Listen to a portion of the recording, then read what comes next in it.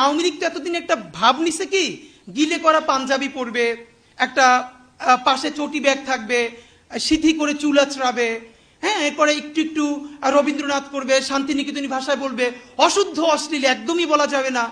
এই করে করে করে করে আসাদুজ্জামান নূর শুধু গণহত্যাই করবে না, তার গাড়ি বহরে যারা হামলা করছে তাদেরকে গুম করছে, খুন করছে।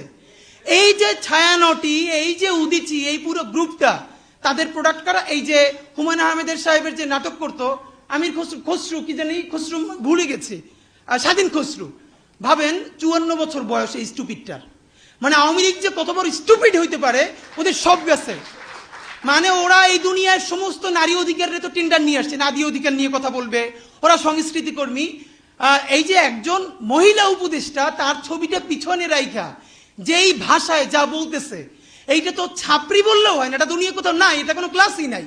মূলত আওয়ামী লীগ এই ক্লাসেই বিলং করে। তো আওয়ামী লীগ যে এই ক্লাসে বিলং করে, এইটা যাতে ধরা না পড়ে, এই জন্য তারা এইরকম গিলে করা পাঞ্জাবি, অনেক বুদ্ধিজীবী তাত্ত্বিক, এই যে তাদেরকে দিয়ে দিয়ে দিয়ে দিয়ে প্রচুর ভেগ কথাবার্তা বলাইতো। আপনি অর্ধেক বুঝবেন, অর্ধেক বুঝবেন না, আলো আধারি ভাষা, চর্যাপদের মতো, মানে বিরাট একটা তাত্ত্বিক ব্যাপার।